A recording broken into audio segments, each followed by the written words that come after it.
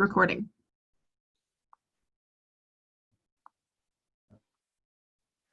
Good morning, colleagues. As we get everyone loaded into the Zoom room for this morning's webinar, I'd like to introduce myself. I'm Dina Jensen. I'm the Director of the Center for Nonprofit Leadership, and delighted to have you join us for the session today with our friends and colleagues from Netzel Grigsby Associates Incorporated, Becca Merrill and Steve Wilmont. We'll just give this a minute or two to get everyone settled, and we'll go ahead and get started.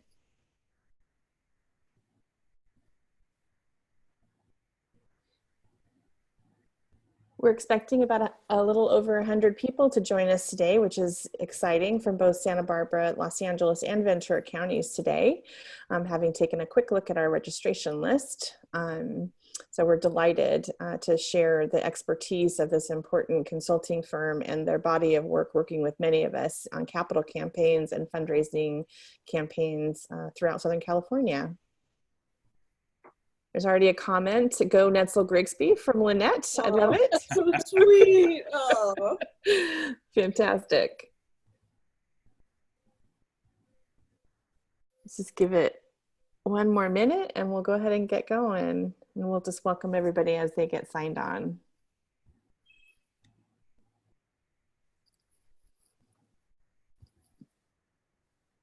Dina, I think while we're waiting, you need to tell us jokes. I don't, oh geez, no pressure, Em.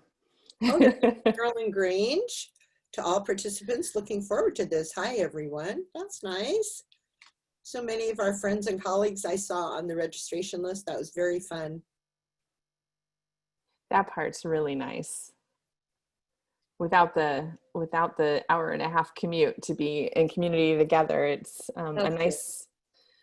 But as Steve said, you know, we get pretty used to the driving piece, and my consumption of Audible books has gone way down since I've been driving so much, sadly. So. Okay, well, I'm going to go ahead and get us started. Good morning, everyone, and thank you for joining us today for the virtual workshop with Becca Merrill and Steve Wilmont from Netzel Grigsby Associates. Both treasured colleagues and champions not only for effective fundraising, but also lifting up emerging nonprofit leaders in our region sector as a whole. Today, Becca and Steve will be discussing capital campaigns, a core practice area of Netzel Grigsby Associates within the context of our current philanthropic realities.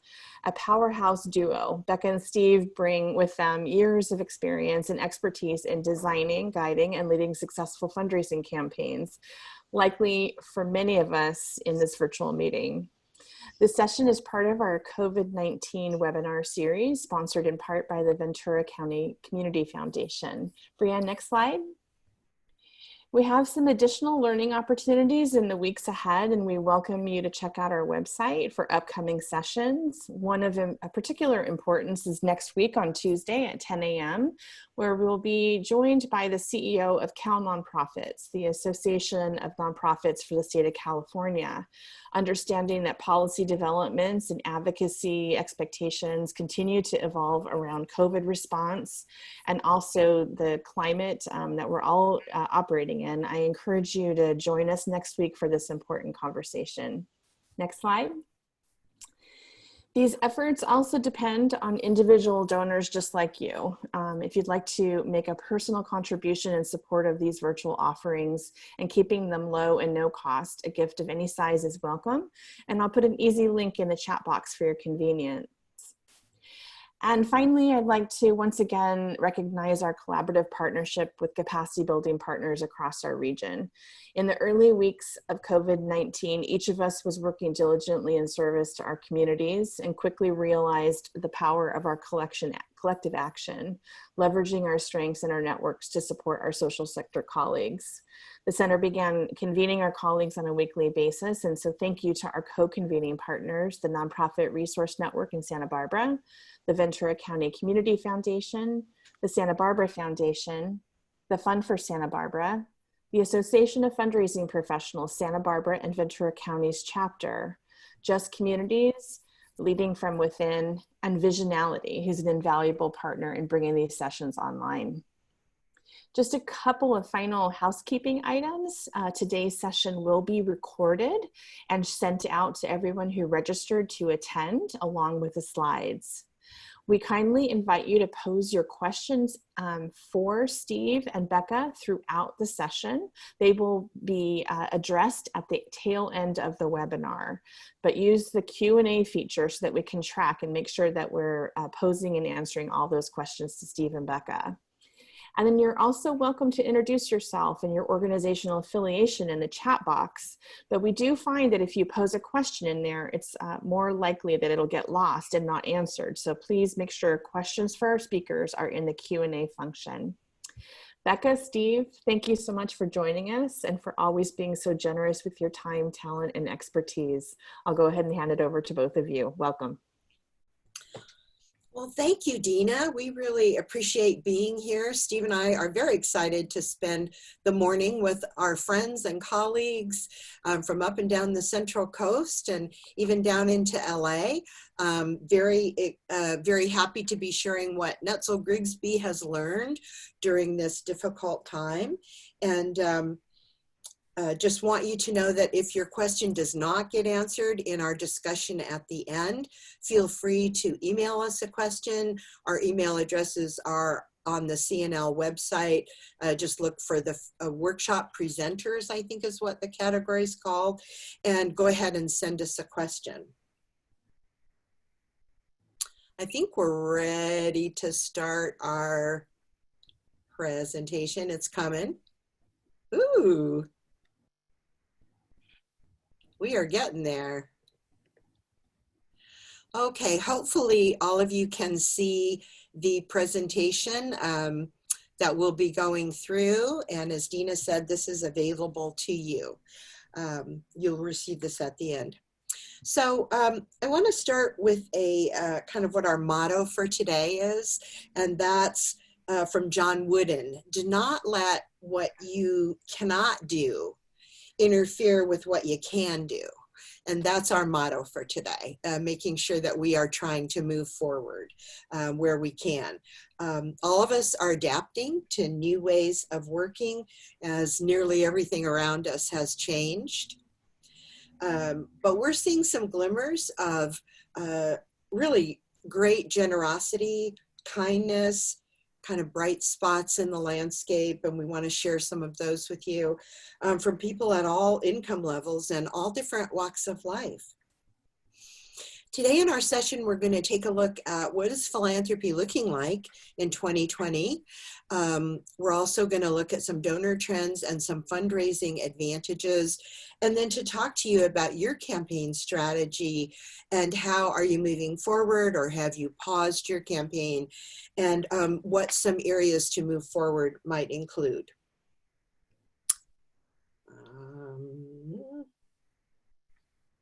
Okay, we're going to talk now, and as we go into about the state of philanthropy, I have a couple of questions that I want you to keep running in the background here to be thinking about as we're doing this session. So one question is, what can we do today so that when we get to the other side of this pandemic, the nonprofits that we all love will be stronger and more resilient? My second question is, how can we, you, us, be the courage in the room and be successful moving forward with fundraising when we need to do that? So keep those questions running in the back of your mind there. We like this quote. You've all heard it. The only thing constant is change. In the situation we find ourselves in right now, this is unprecedented in our lives, but I think it's somewhat inspiring to go back to 500 BC and to look at what this philosopher was saying at that point. This statement about change applies, of course, today as much as it did 500 BC. Something that's quite different, I think, is the speed of change and the our need to adapt to move at an ever quicker pace. So I think that that is one of the things that we all have to keep in mind, is not only is there change, but there's very rapid change in our world right now. So let's take a look now on what we know about giving and what's working in philanthropy so we can move forward successfully. We're going to start with a look at what are corporations and foundations and some individuals doing. Many of them are really stepping up in a big way, and we thought we could highlight a couple of those. Really fast. Steve, could you make your presentation full screen?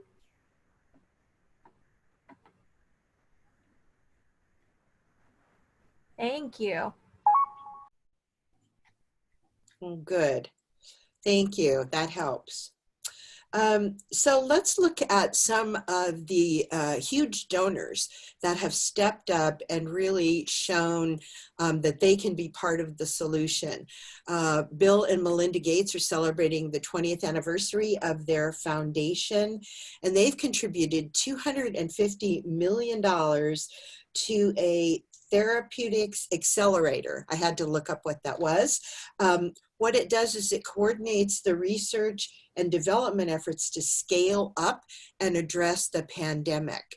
So we're seeing a huge amount of generosity and investment in nonprofit work from some of these key leaders from Twitter. You can see Nike and Morgan Stanley all making significant gifts in support of responding to the pandemic philanthropically.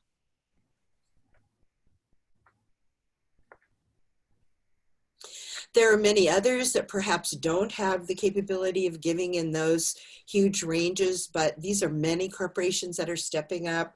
We're seeing Google, we're seeing Lowe's, which is very busy. We're seeing Lego. Apple has just come out and said they're going to extend their matches. So they used to be a 1-to-1 match. They are now offering a 2-for-1 match to any of their employees who make a gift. So that's a good example of ways that the corporations are really stretching. There's a few, nope, that's fine. Locally, here's some of the activity. I was going to ramble on about something else for a while, but no worries. That's good. Steve's keeping me on my marks. Locally, we wanted to focus on some of the generosity that we have been seeing.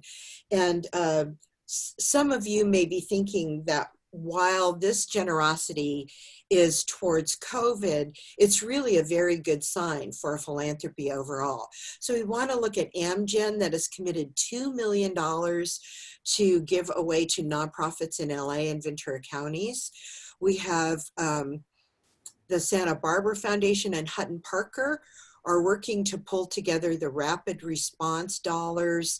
And those are now over $1 million that they are contributing to organizations that are addressing the COVID pandemic in so many different ways. They are making those gifts. In Ventura County, the Ventura County Community Foundation also has a rapid response fund that they have been building. And with the help of the local YMCA, they are distributing that money out to organizations that need it. They have 120,000 in the fund last time we looked it up.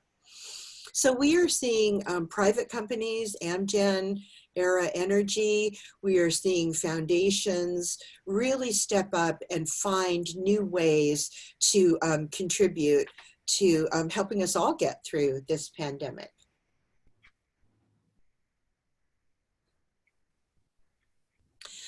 So what does this mean for our donors, the donors that give to our nonprofit organizations?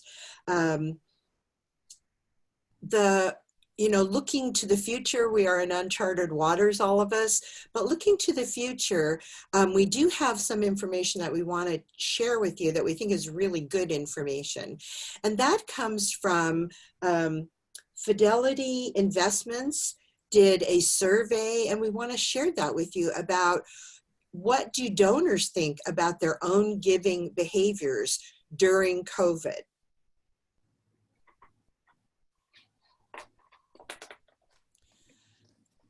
So Fidelity sent out a survey, and they received 1,842 respondents. They sent the survey to people who had philanthropically given $1,000 or more last year.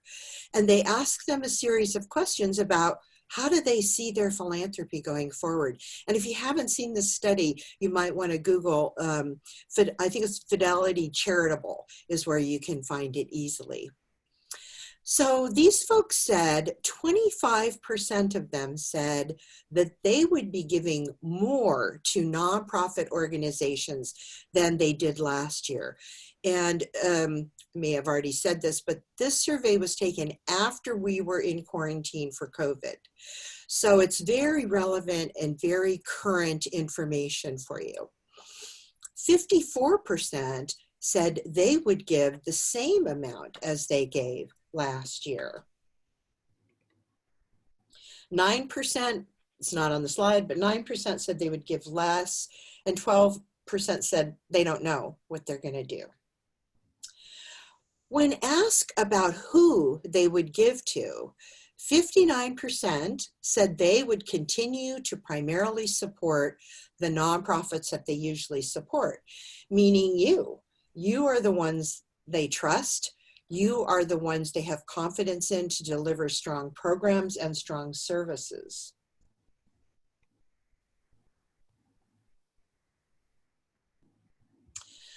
They also asked the interviewees about volunteerism, and I know we can all anticipate, and you may already be experiencing, a significant decrease or a stop altogether in volunteerism.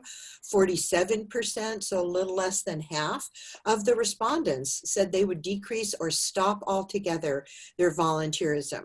26% said that would stay the same, and 17% said they could pick that up. So clearly volunteerism has been dramatically impacted by the pandemic, but there are some interesting bright spots. Some organizations are finding ways for volunteers to continue their volunteer work in a different way. A good example of this is the Santa Barbara Bucket Brigade. In a 3-week period, they rallied 230 volunteers to gather materials, to sew masks, and to deliver them where they were needed.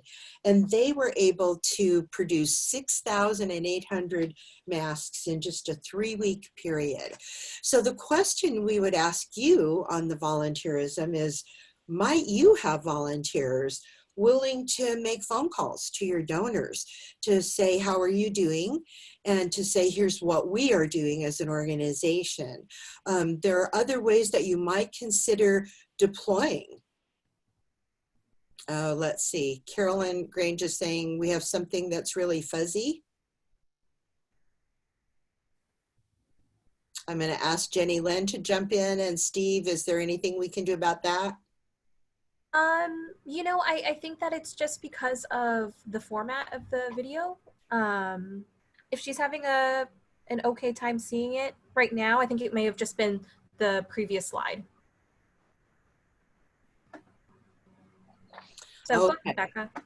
Okay, so I will continue on here, and know that you will be getting this presentation. So even if it's a little bit fuzzy, maybe that will be clearer when you can look at it solo. So what do we think is ahead for philanthropy, and kind of what's our 2020 vision on that? When we get to the other side, when we move past and through the pandemic, which we will, we think we will likely see these things stepping up. First, a much larger value on friends and family and work relationships, and having better appreciation for time that we can be together. We think that donors are going to have a greater understanding of their important value to nonprofit organizations.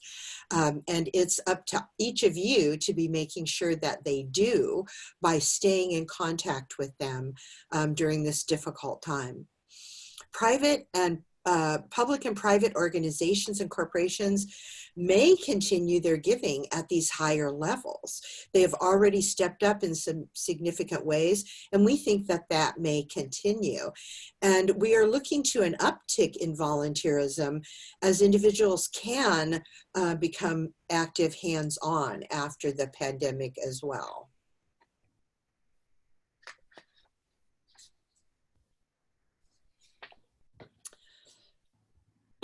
Government leaders may have a greater understanding of the value of nonprofits in saving lives, in producing masks, in feeding people, in providing health care, in finding scientific treatments. So we think that government leaders may understand the value of nonprofits in a different way than they did before the pandemic. Revised policies, implementation of new things. For example, on the CARES Act recently, someone doesn't have to take a mandatory distribution from their IRA this year. We think that there will be other adjustments to taxation that are going to make a difference and make it so that giving to nonprofits is an easier thing to do. And I know all of you are already experiencing this, is new models are likely to emerge for some nonprofits and corporations that result in increased efficiency and productivity, reduced costs. So things that we're looking at there is significant cost for office space for organizations that have learned to work virtually or on a mortgage. There may not need to be as many brick and mortar nonprofits. And certainly all of us are learning that there are more cost-effective ways for us to deliver products and to get together on Zoom or other formats. So let's look at some donor trends and some fundraising advantages here and talk more specifically about you and your individual organization. Every organization is unique. Every mission has an impact in a different way, and every donor is different. From your unique perspective, you may be wondering,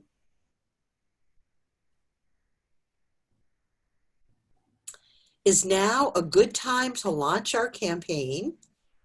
Is canceling or pausing our campaign the best approach? Is the time right to conduct a planning study? And again, it's a very unique answer for each of you.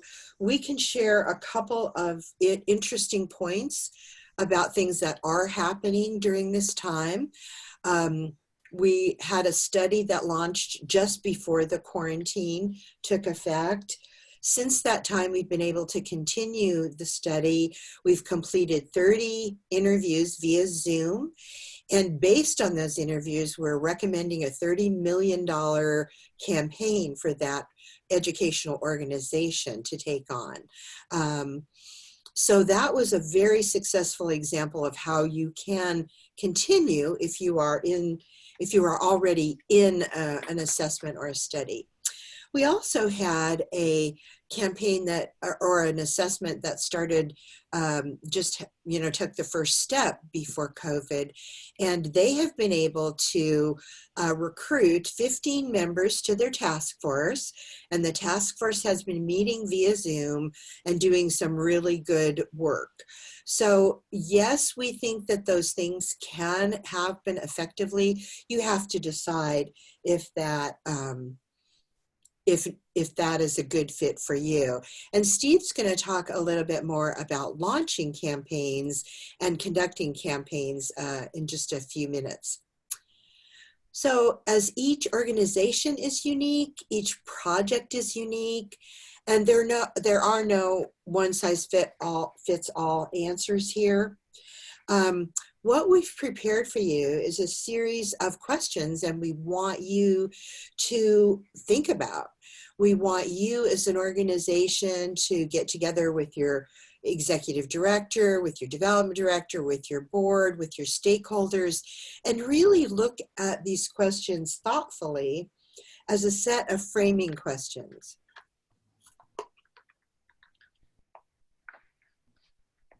First of all, can you afford not to move forward? So if you have a leaky roof, if you have something that is necessary, that has to happen now, and it's only going to get more expensive if you wait, we would say go forward. Do you have a strong virtual presence? And do you have the capacity to function in this new environment? An interesting if you don't, let me just say this is a great time to be building those muscles and to be getting stronger in your virtual presence and capacity. An interesting story that I would share with you is we started working with the church, and prior to COVID, they had a small, modest congregation of people coming to the church for services. And they had about 1,000 people who joined them streaming online. They had in their strategic plan the idea that sometime in the future they would get better at their virtual presence. And they decided, well, now is the time. So they sped up the timeline, they rearranged their priorities. And within just a few weeks, they have 10,000 people who are joining them online for services. So that's a great example of using this time to change the way that you provide services. Are your donors invested and cultivated? Are you keeping them close to you during this time? Are you staying connected? Or have you gone silent? And going silent is one of the worst things you can do right now. You really need to keep people connected to you and for people to be able to see what you are doing in response to COVID. How are you delivering services differently? Again, here's these are our questions. There's 6 of them. We want you to ponder with your leadership and to really be thoughtful about how you answer them. Is your case urgent? Does it need to be retooled based on the current environment? Is your board engaged and willing to support the project moving forward? I used the phrase early on, the courage in the room. Is that you? Is that your board president? Is that the executive director? Steve and I often find ourselves in that role of being the courage in the room. Is there someone willing to help step up and say, we can do this and we should move forward? And then finally, a really important question to ask is, will this project be needed when the pandemic is over? And if so, there are things that you should be doing now to make sure when the pandemic is over, we are stronger, we are more resilient, and we are ready to move forward with those programs or services that you needed the campaign to support. At this point, I am going to turn over our presentation to my colleague, Steve Wilmont.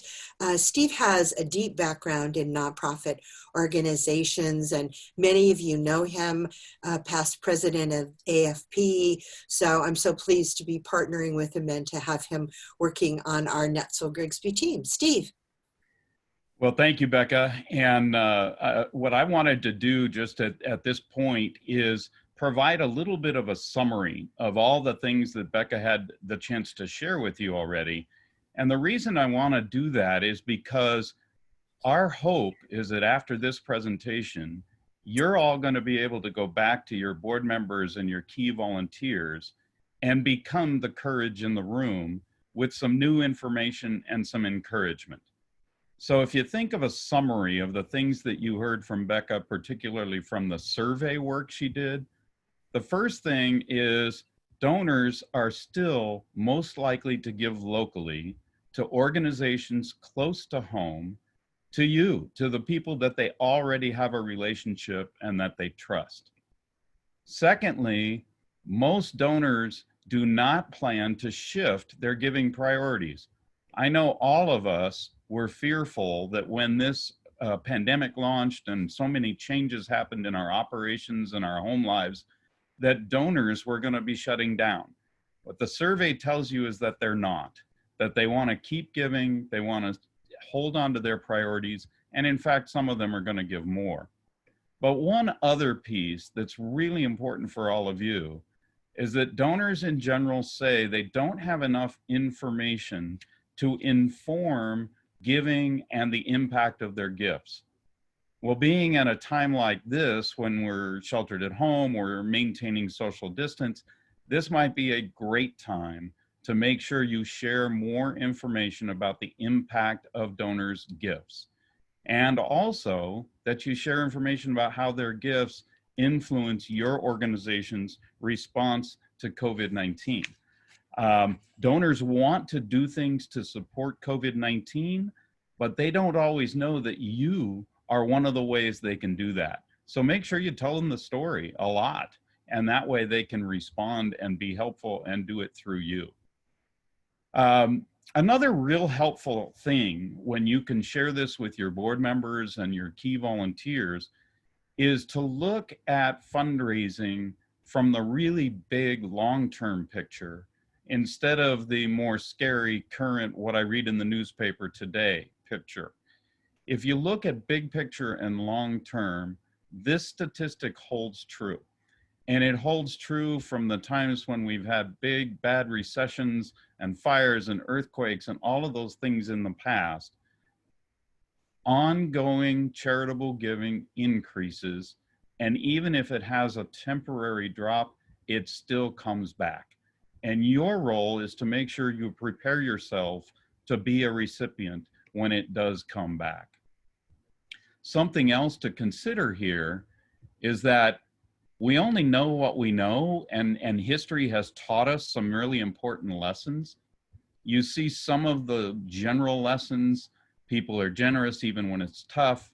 When the economy rises, giving will rise, but not quite as fast. When the economy declines, philanthropy continues just at a little bit slower rate. I would add a thought that I hope all of you can take home with you, and that is that when times are great, a typical donor might have 8, 9, maybe 10 priority recipients of their gifts. When times are not so great, they still give, but they're giving to only 3 or 4 top priorities.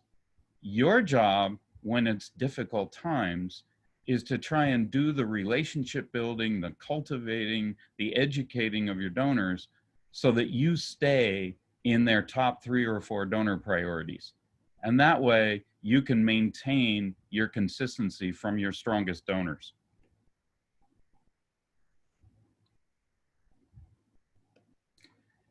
Something else to consider, philanthropy is personal. It's based on relationships. We want to invite people all the time to be engaged and involved in what we do. What you want to make sure you do is keep telling your story, keep finding ways for people to be engaged with you.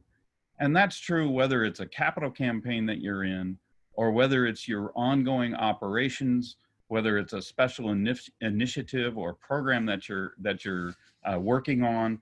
Don't stop telling your great stories. Becca and I have probably spent the largest time of our meetings with clients over the last 60 days, reminding them they're doing good work. They need to tell their people about it more often. And right now is a great time to tell stories because people are home and reading what you send them. So keep telling them lots of stories. That's how you're going to build your engagement.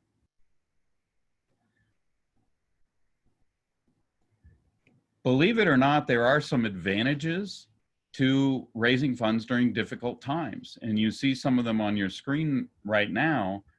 You sometimes have the ability to plan and prepare more carefully than you might otherwise. Worthy and needed projects that stories are told properly will succeed. You're likely to recruit and engage real dedicated volunteer leaders. They're going to view campaign and fundraising responsibilities more seriously. There's maybe a little less campaign competition, but major donors and volunteer leaders are more readily available.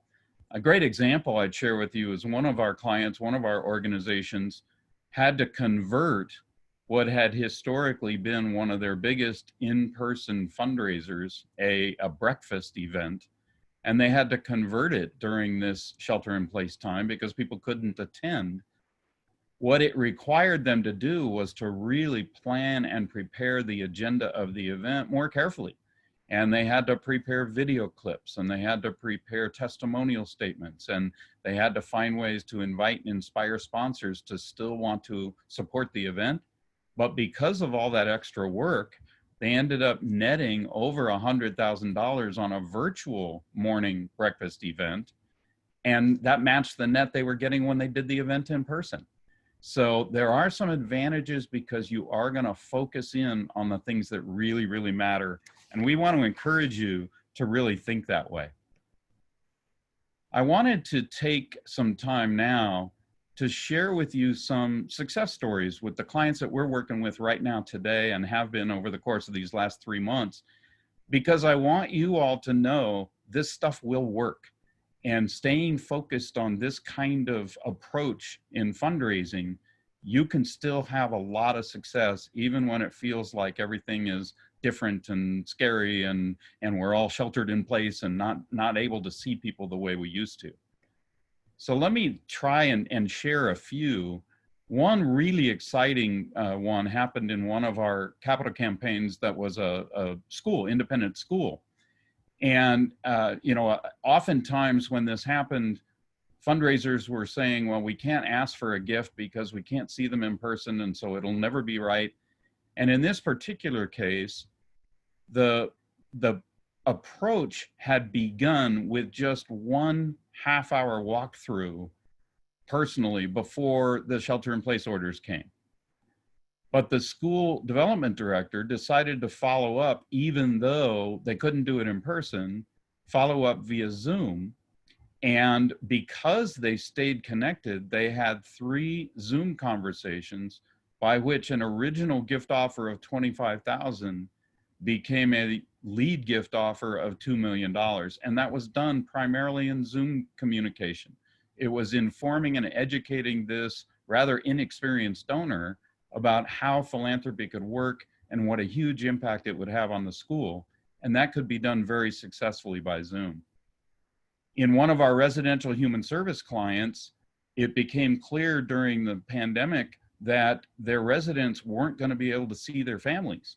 And so a donor was inspired to give computers so that Zoom could become an additional service that organization could offer to its residents to visit with their families. And finally, doing a virtual town hall event to just describe to stakeholders in the theater and arts culture world, to just describe to the stakeholders of this particular group what they were accomplishing and what their needs were. A person who attended virtually offered up a new $200,000 gift. So again, I'm hoping this will be encouragement to you that these things can and are working.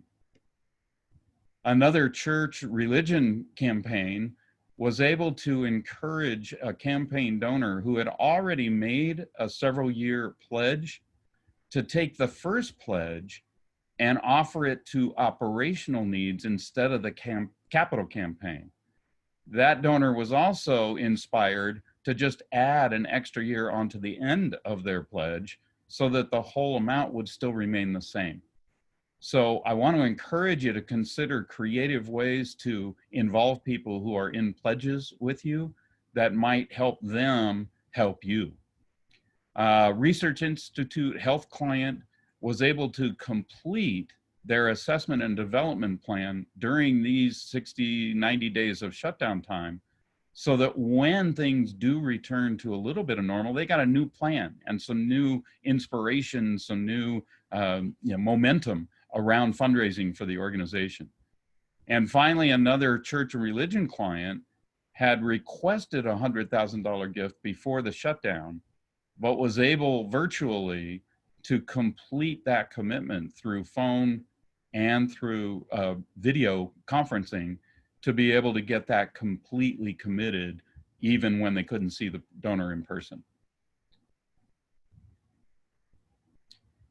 One of the things to really take to heart when we can't see people as we used to see them is it's a great time to do a lot of planning and strategy work. And we want to encourage you to take advantage of that time. You can start by thinking, what are some of the things that we can do? How can we communicate? Should we keep asking? And how can we keep our campaign or our fundraising efforts moving forward? I want to encourage you to use this time when you can't do business as usual to do some of the relationship and stewardship work that you always wished you could do. We have one client who actually sat down and made a call to every donor on their donor list. And in those phone calls simply said, how are you? And here's what our organization is doing while our doors are closed. It wasn't a new ask. It was just communicating. It was stewardship. It was relationship building. And I know every one of you out there on this meeting have sat in your office and said, man, I wish I could do more of that. I just never seem to be able to. This might be a time when you're able to. Sometimes you want to think about, well, what should I be doing first? And here are some of the suggestions we have. Focus on your constituency, what has changed for you and the people you serve. How have your services had to change? What's most needed? How can donors help you meet those needs? And why is the project needed right now? A key to this kind of work is remaining flexible.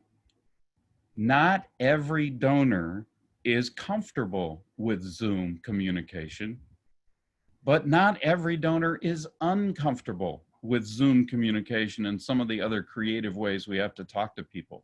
So you really need to look at it and take time to get to know which donors can be approached in which ways.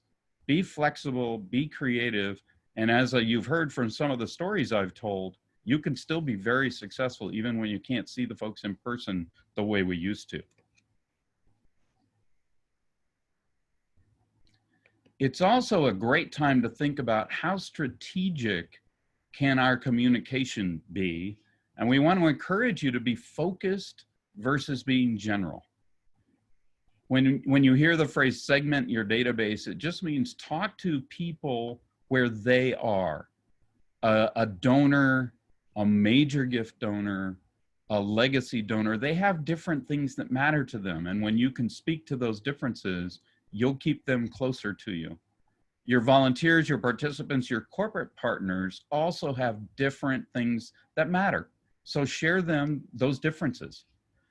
Develop compelling stories and keep your messaging positive. What I wanted to remind you early on, Becca said, focus on what you can do rather than what you cannot do. And I do want to say again how often we're telling our clients right now, brag about what you're doing even with your doors closed. Your donors, your volunteers, your community leaders are going to love to hear that you have stayed important and that you have continued to serve. Reach out to your donors and volunteers. Don't make them come to you. Show that you care and listen to stakeholders. Again, think of the story about the client who called every one of their donors just to say, how are you? And here's what we're doing with our doors closed.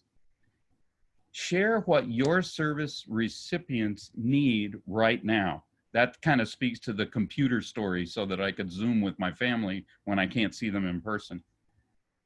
A reminder about this messaging would be, remember that you don't want to encourage your donors to give to you. You want to encourage your donors to give through you to the people that you serve. So talk about the people that you serve and how you continue to help them. A great strategy to use right now is the strategy of asking.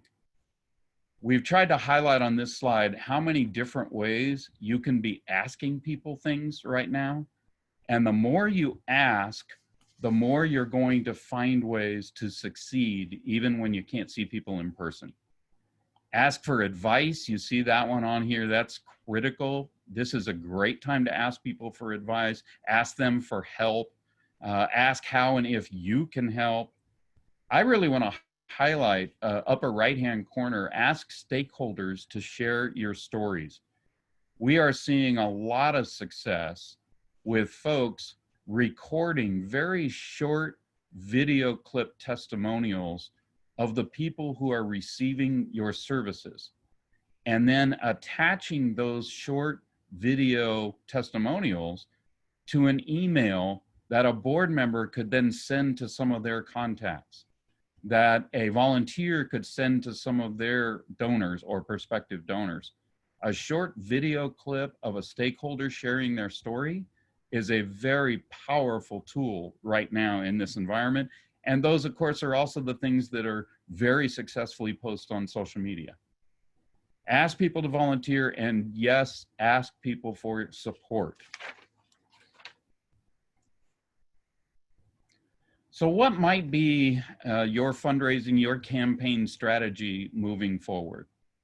First, you really do want to focus on increasing the engagement of volunteers and donors. Tell the positive stories, invite them to share their stories, develop key messages about your case and impact and brief ways you can spread that word, provide resources, convey sound fiscal management decision-making.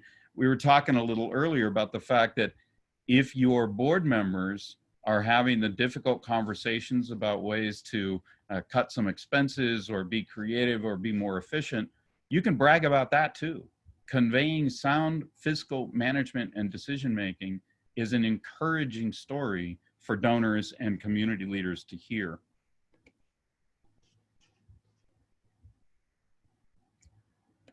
Some other strategies here, it's a great time to seek blended gifts for operations, meaning asking a donor who might be someone who has been involved in your legacy society or in a capital campaign to consider a blend, a gift of a certain size where a portion of it is dedicated to the operational needs that have come about because of COVID-19, and the other portion is designated to the cause that they were trying to support initially.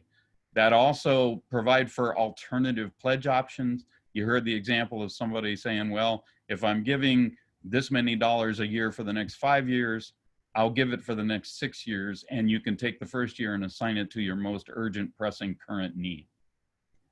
Revisit campaign donors to see if they want to give more. Remember Becca's data from early in today's presentation. Donors are considering giving more because they know the need has gotten bigger. So don't be afraid to ask. You'll find donors want to give more, but they're not quite sure who to give to. So be the one they want to give to. Some final thoughts about strategies right now for fundraising and campaigning moving forward. Oh, I didn't stop it quick enough. But let me just tell you that we want to encourage you that there's lots of donors, lots of potential donors who've actually increased their business and their capacity to give during this time of shutdown. Online retail, of course, Amazon, FedEx, Zoom, they've all gotten bigger, not smaller. Government contracts and real estate are gonna, by necessity, get bigger. So those who provide those are gonna have more capacity to give. Pharmacies and groceries are gonna have more capacity. Retirees that have pensions and secured income, they may be able to give more than they used to. Streaming and subscription-based services are certainly going to have more capacity to give because their demand has gotten so high. And pizza chains and other delivery services, they've been used, they've been growing, and they're going to have more capacity to give, even though so many of the rest of our world are going to have a little bit less capacity for a short time. So with that, whether it's your ongoing operation or whether it's a capital campaign, your fundraising has real impact, and we want to encourage you to keep it going even during a tough time like this. So I'm going to turn it back over to Becca and let her talk about a couple of completed capital campaigns and the impact that they've had on the organization, just to remind you there is this nice bright spot at the end of the rainbow.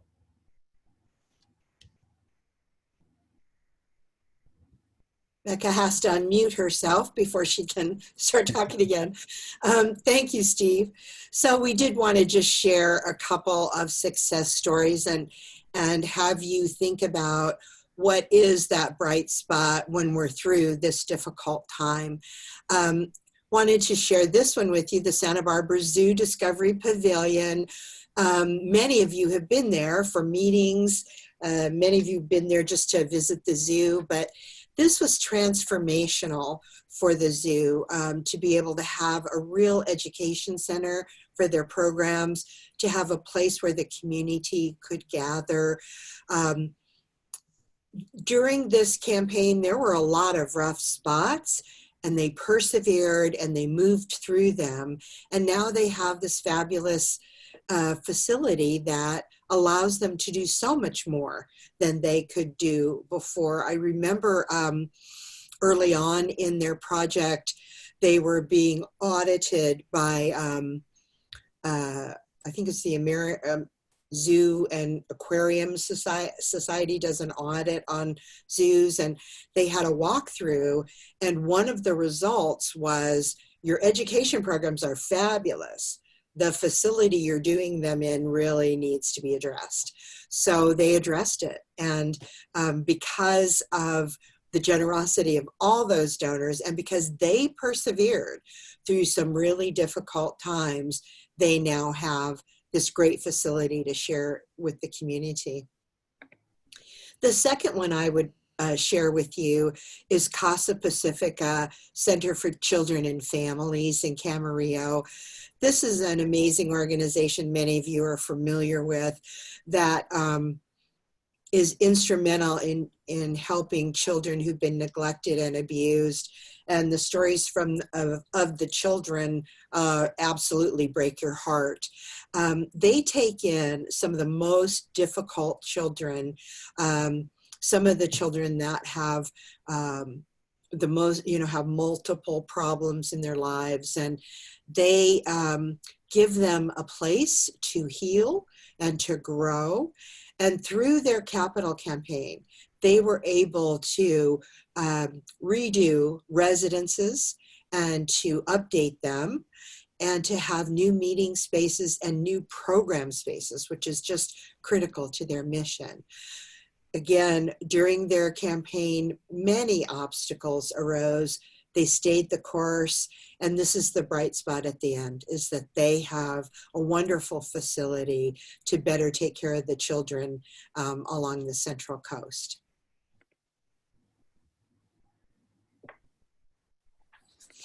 I had a chance while Steve was talking to look at our participants and who's here with us. And I just want to give a shout out to all of our friends and colleagues who've joined us today. Thank you for being here.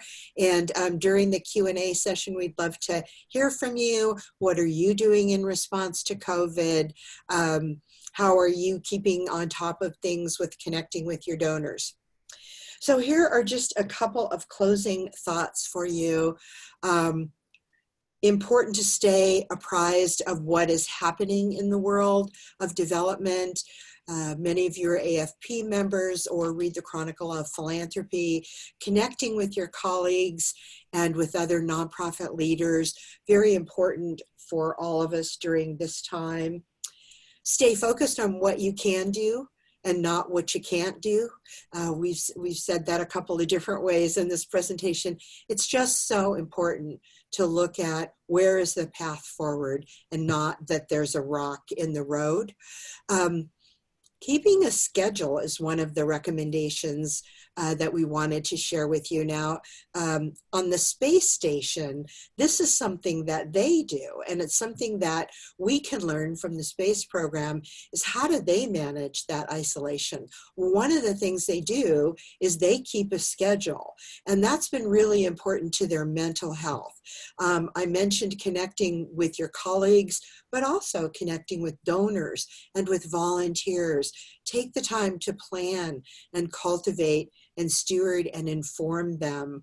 And I just want to also say I've been so impressed with the creativity that we have seen from nonprofit organizations in finding new and creative ways to deliver services during this difficult time. It's very inspiring. And then take time to care for yourself. Being the courage in the room is demanding. If you are the courage in the room, you need to know that your role is critically important to the health of your nonprofit organization. Stay active, eat well, keep that routine, set some boundaries. With your home office, that doesn't mean you're supposed to be working 24 hours a day. Reserve some downtime, take a day off. Even if you can't go anywhere, enjoy doing something different and explore your hobbies. I was sharing before we started today that during this time, my husband and I, during the quarantine time, my husband and I built a tree house. And the original idea was that would be for our grandkids when they could come over and visit, which they haven't really been able to do yet. But turns out it is just a lovely little place for us to have a glass of wine in the evening, to go out and read a book, to be sitting up in the tree. So try out something different that is new for you.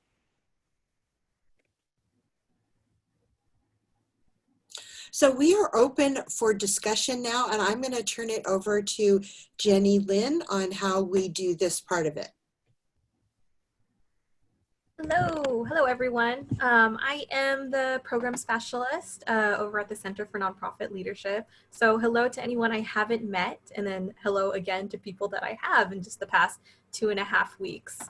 First, I'd like to say thank you so much, Steve and Becca, for that really, really informative presentation, like so timely given the current state and climate of the world that we are currently living in and the world that we are trying to find a new normal in. Right now, what I'm seeing is that we don't have too many Q&As from the audience, but I actually put together a couple questions based off of the presentation because this is my first time actually seeing it, and I'm very new to the community.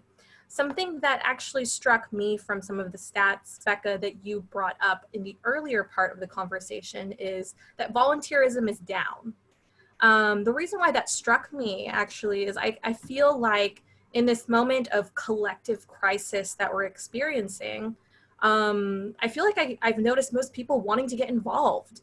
Why is that? So is it because of social distancing? Or are there other things that you could say are contributing to why volunteerism is down? And it might be that one of our participants would have a different perspective on this, but what it looks like is the health reasons. People who volunteer are needing to stay home, especially older active adults who are helping at food banks. They're no longer able to go in and do that. But an important piece of that, it's a great question, an important piece of that is to find new ways or different ways that they can be involved. And that one that I mentioned in Santa Barbara, I just thought that was so fun that they found 230 people in 3 weeks who wanted to volunteer and help them. And I just read another article about what their next project is going to be. They've decided they've got some momentum, so they're taking on some other things. The volunteers are so critical to the mission of our nonprofits. I think it is a huge mistake to let them drift away into isolation during this time. So I think it's critical that our nonprofits stay in touch with our very valuable volunteers and make sure that they know how much we value them. Yeah, absolutely. And have you heard of any strategies that nonprofits will be taking once these social distancing protocols are going to be lifted? Just because, as you said, so many people who are able to volunteer may be identifying as a little bit more immunocompromised, things like that. Steve, you want to? Yeah, I was just going to say one of the things that is absolutely going to be true for all of our nonprofit community, but for particularly the youth serving nonprofit community, when school returns, it's not going to be able to return the way we've all seen it.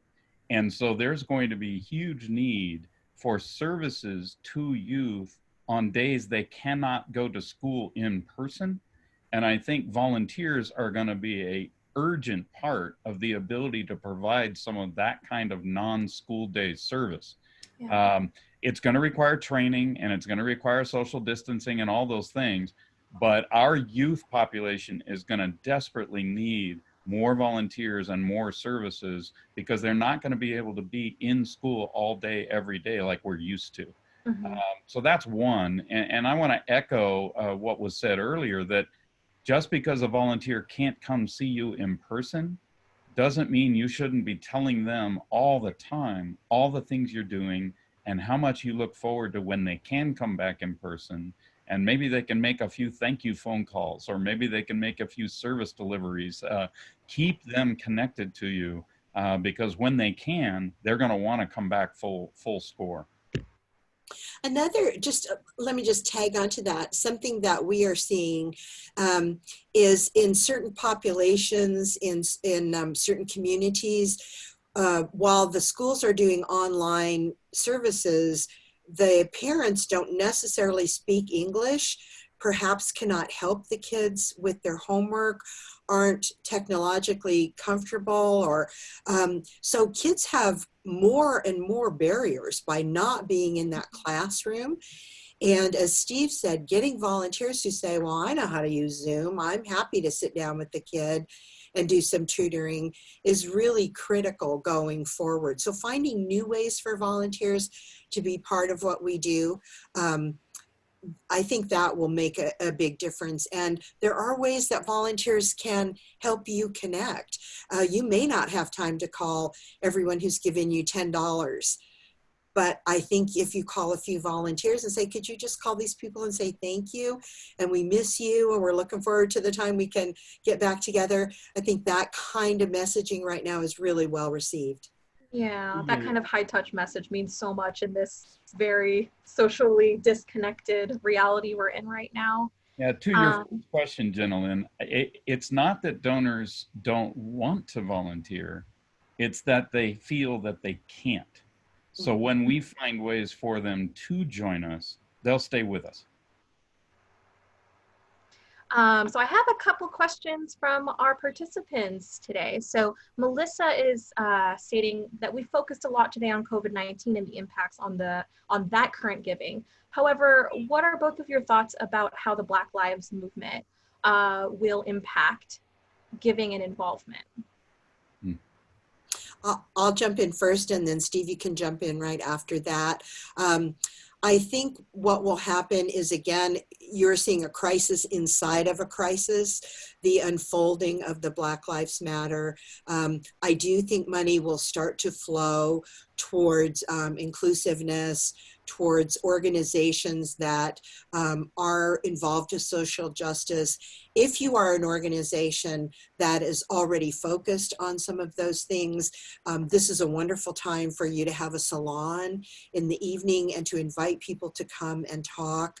I know a number of organizations are doing that. So I do think, again, as you have shown how you are adjusting to COVID, it's critically important that you show what part do you play in the Black Lives Matter. And I do think if you have new programs, or if you have new services that you would like to offer that address some of those issues of social justice and inclusiveness, I would move forward with those right now, because I do think you could find funding for them. Steve? Well, and I'm going to approach it from a slightly different angle, and that is that most of the people in our communities, our donors, our volunteers, our community leaders, they have already existing perceptions in their brain about what your organization looks like and who you serve and why you serve them. I think a critical thing to do now, when you have this kind of a political environment growing right before our eyes, is to try and make sure you tell your donors and your volunteers and your community leaders what services you already do that likely make those issues become part of the dialogue and part of the activity of kids or seniors or families or others that you're serving. Again, I want to just emphasize, tell people what you do and who you serve. you're probably serving people that they wish were being served and they don't know it yet. So telling that story, I think, is critical right now. I do. One of our clients currently, one of the things they have decided to do is they have a counseling program. And one of the Black counselors said, you know, I would like to do a workshop on sensitivity for all of the other counselors. So that's one of the things that they are doing. And if you are thinking about something like that, there would be sponsors out there that would support that, I think, yeah. Thank you for that. So we have another one from Julie. Julie states, thank you so much for your time and information. My question is that she has a new community, MH Trauma, youth nonprofit with completed strategic plan. What would you suggest the steps at this time to reach out for general operation donor funding? Steve, you want to start with that one? Well, yeah, and it's kind of been my mantra all morning, so I'm kind of feeling like I'm saying the same thing. But I think the opening step is people need to hear what you're going to be able to accomplish if they give some money, if they give some volunteer time, and really define, clarify, brag, and celebrate what the service is and what the accomplishment is. If you are just launching, as it sounds like she is, it's really important to let people know they're giving through you to the people you serve, rather than just, my organization needs money. And when you can talk about the people you serve and the ways in which they grow, the accomplishments that happen in their lives, that's when people are going to want to jump in and join you. I guess I like that, Steve's advice on that very much. I guess I would just share a couple of stories about things that happened during the month of May. The Museum of Ventura County did an outreach to people, and they were able to raise $100,000, again, virtually. So this would have been online and letters, and talking to a few of their key donors and saying, can you help us in this difficult time? Something that might be useful would be to set up a match and make it a challenge. We've seen that strategy be very successful. So CAG, which is a group that serves children in agricultural education in Ventura and Santa Barbara counties, they received a $10,000 gift from a farm organization, from a local farm, and they set it up as a challenge and put it online, did some beautiful graphics around it, and said, will you help us match this challenge? We received this generous $10,000 gift. Can you match that? And they matched it in 1 month and went over, I think it was 23,000 was the total at the end. So doubling the money that they had. And that was a really successful strategy for them. As Steve said, they shared stories. What are they doing during COVID? And, you know, what would be the importance of people giving now? And that's a key thing that they will have to impress on people, is why you have to answer this question: why should they give to you now? A last piece of advice I might add to there is, don't be the only one who cares about the outcome. Try to multiply your hands and have lots and lots of people who can say to others why your organization matters and why they should be making gifts. Multiplying your hands is something you can do via phone call, via Zoom conversation, really inspiring and educating your volunteers with what are our best messages that we can tell people that will make them want to give and support us. Thank you. So we have Monica White here from Food Share, and Monica is building their budget for the next fiscal year, and their biggest question is how to project holiday giving in 2020. They've seen increase in donations in April and May of 2020 and are unsure if those donations might replace their original normal donors for end of the year donations. Any insights that either of you could share? Again, it's a great question, and everyone is struggling to make those projections. We aren't seeing anything that would indicate that your end of year giving is going to go down. We are seeing very strong giving to organizations, and FoodShare does a great job. Monica, you all do a great job keeping people informed. So I would not project a decline in your year-end giving. You've played such a critical role in the response to COVID that I think that kind of support is going to continue. People know how important you are in a disaster as well as every day. I Steve, think you can, yeah, I think you can put some confidence in some of the fidelity data that Becca shared earlier. If donors were going to feel like they could give now and not give later, they would have said that. What they've said is, I expect to give at least as much as I did and probably more. So I would encourage you to have confidence in that and really think about the fact that the general population knows need has grown this year. In any number of ways, need has grown. And somebody who clearly serves need, I don't think is going to have their donations replaced.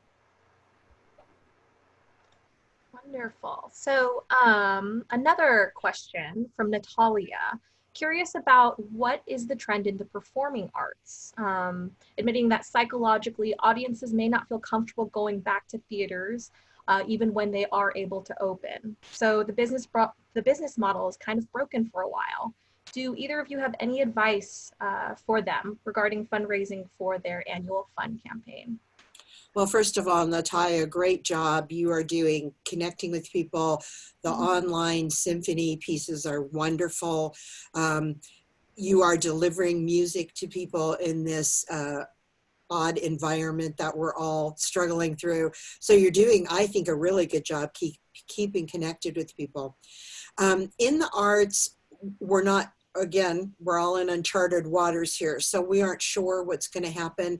But what we think is going to happen is people's appreciation of the arts is going to increase as time goes on, and their ability to connect virtually will become stronger. So, when we first found ourselves in this environment and we talked to people about, let's do a Zoom meeting, many people were saying, no, we don't know how to do that.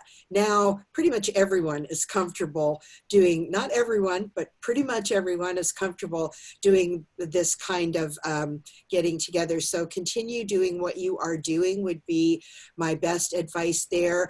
And just reflecting back to the story that Steve was telling about the arts organization that did a town hall and then received a $200,000 gift after that. They are a small theater, and they were asking the same question of, what can we do during this time where we are not able to bring everyone together in our arts community. So we think giving will return. We think it will go up, and great job staying connected with people. Really excellent. One of our colleagues in Netzel Grigsby does a lot of work with theaters.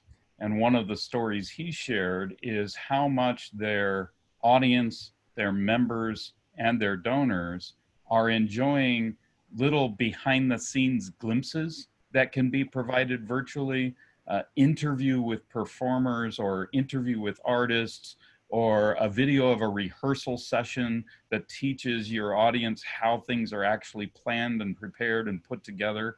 So I would encourage you to do some of those kind of things that maintains a connection even when people can't come into the theater. Things that feel for a museum like behind the scenes, for a theater behind the scenes. I'm an insider, I know things, I've met people. The more you do those things, the more likely you can maintain, if not elevate, the way people support you because they realize the value that you provide. I would also just mention that all of those things that Steve just suggested are fundable.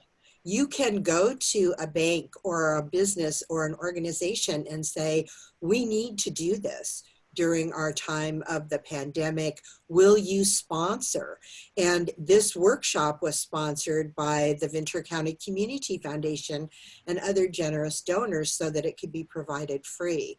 So there are organizations that are saying, what can we do to address needs during a pandemic? And you certainly can get sponsorships for each of those little video snippets, for each concert, etc.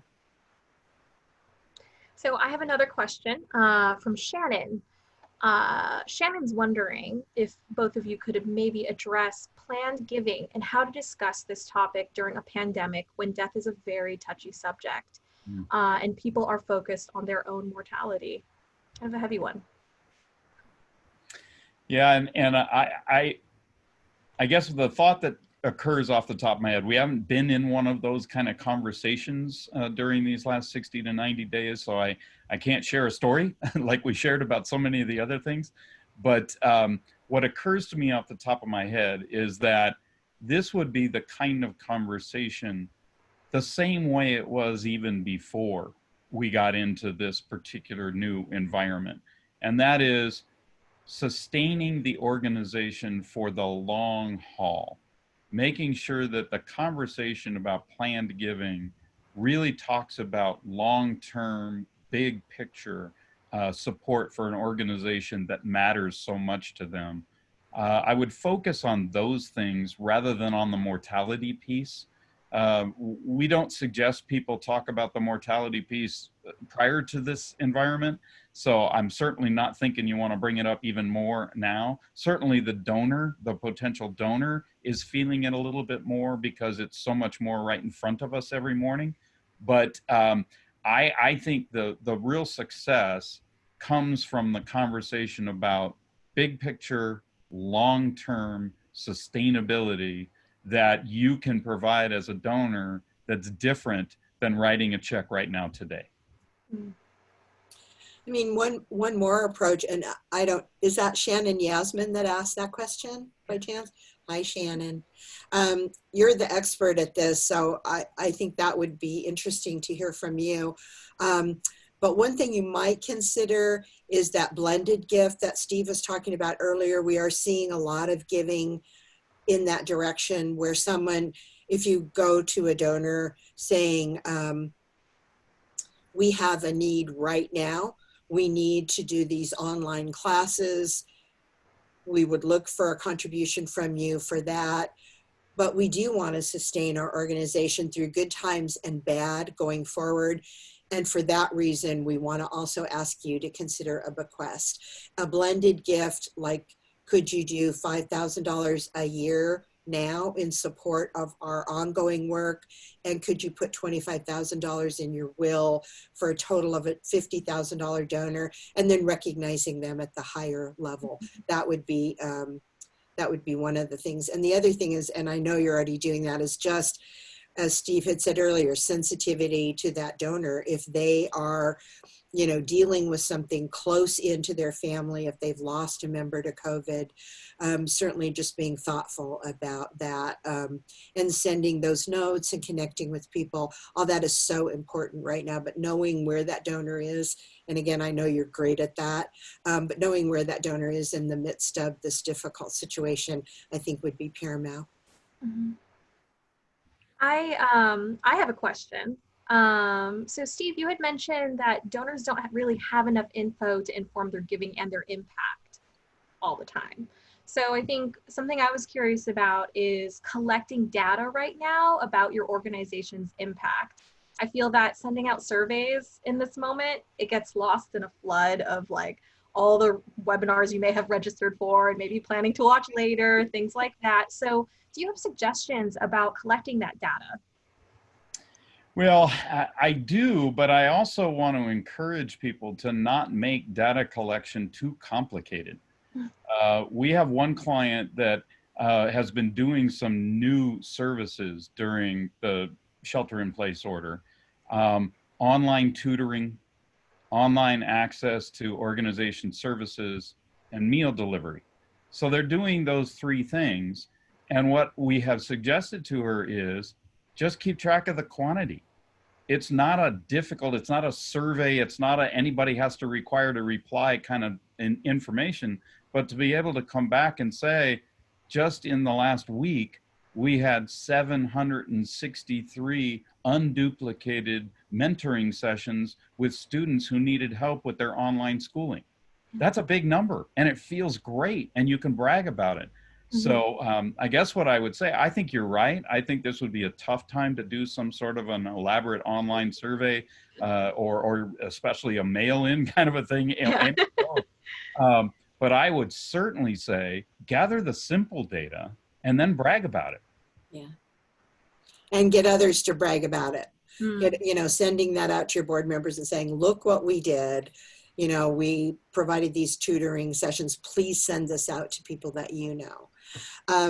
And you are right, Jenny Lynn, that surveys right now are not being well responded to. They were kind of at the beginning of the COVID crisis. So in January, February, March, we were seeing a lot of response, and then it started to fall off. And in May, I think, I'm not sure why. My guess is what you said, people are overwhelmed with how much stuff is coming in. That's why we're suggesting calling donors as opposed to just sending them an email. If you're sending them an email, keep it short and a couple of bullets so that they can easily follow it. But surveys are not the way to go to get data right now. Testimonials are also a really great way to show impact. To do those little videos on your phone of who you've helped or something that you're doing. One group that does trail renovation, they took just their smartphone out, and they just walked along the trail and started talking about, when we can reopen, you'll be here with us. And I thought that was really sweet, and I just enjoyed it. So being able to show those pieces, it's not data, but it certainly shows the impact that you can have. Mm. So I have another question from Elise. Thank you for this great presentation. Glad you enjoy. I am the project coordinator of the Healthy Schools Project, which is the education arm of Ventura Unified School District's Farm to School program. We implement nutrition, whole food cooking, school garden, and farm-based education at 13 schools. We are growing healthy kids, very important. Due to COVID-19, our program was cut from the district's budget. We are now seeking external funding to support the program for the upcoming school year. We are entering this fundraising realm for the first time. As new fundraisers, what advice do you have for cultivating relationships with new donors during this time? Really good question. Yeah, and I'm going to start with two things and then turn it back to Becca. But the two things that I would do, first, build up a group of champions for your cause. Have some people that throughout our county have a sphere of influence, have credibility, have a reputation, and get them to start to become champions that you can call on when you need to have somebody step up and say, this group matters, this activity matters. And then secondly, really clearly define, what is your case? What do you stand for? What do you accomplish? When you are already a program feature of the school system or the school district or the educational component of some kind, there's an assumed credibility. You are already credible, you're attached to the school, you're part of the education process. Now that you're have to stand on your own, you need to really define what you stand for and what you accomplish, why it's urgent, why it matters, and having a real strong case will encourage ways that people can support you because they believe in that same case. So build up your champions and build up your case would be the first two things I would recommend doing. Yeah, this is a really difficult situation because when you are providing services to schools, normally you don't have access to children or parents' information. So while they are the people you have served, they are likely not going to be the donors to your project. So I like Steve's idea a lot, would be to identify a handful of people 5 or 6 people who can be advocates for you and who feel like what you are doing is valuable enough that it can stand on its own. Another thing I would look at is, can you partner with other organizations who are providing perhaps complementary services? Are there other organizations that you might be able to, like a Boys and Girls Club, a YMCA, might there be other, I mentioned CAG earlier, are there other organizations that are compassionate about what you're doing and you might be able to work together? Building a donor base for school programs where you don't have access to any of your the parents or the kids' information makes it really difficult. But I would start with that group of champions. Great, thank you so much. So it looks like that is all from our participants. Oh wait, oh yep, got a thank you from Elise, thank you. So if that's all, I'm gonna ask both of you, do you have any closing thoughts before we completely wrap up? Well, I would just say I'm really looking forward to the time that this is over and we can be together in person again and meet for an iced tea or have the opportunity to see all of you in person. I really do miss that very much, and I very much appreciate you taking the time to join us today, and hope it was really helpful. Again, if there is something that you want more information on, do go to the CNL website under the workshop facilitators, send us an email, and Steve and I are happy to get back to you. Steve? Yeah, I would just say that, you know, Becca and I really enjoy doing training. We definitely enjoy it in person. And so this is a brand new experience. But thank you for joining us and for sitting in front of the computer screen. And my hope is that you leave this time today encouraged rather than discouraged about what you can accomplish even when the rules all changed. You know, it's tough playing a game when the rules all changed, and 90 days ago the rules all changed. So my hope is that you come out of this and you don't let the rules stop you, that you jump in it and you take on some new tactics and you create a couple of new strategies and you communicate like nobody's business. But you leave today feeling like you can win. And if we did that, then we accomplished our mission for today. And we'll look forward to the next time we can train you and maybe be back in a room together with one of Dina and Jenna Lynn's facilities. Yeah, so thank you. And thank you, Steve and Becca, so much for your time and expertise this morning. You got it. All right, We're everyone. happy to have seen everyone. Thank you so much. Thank you.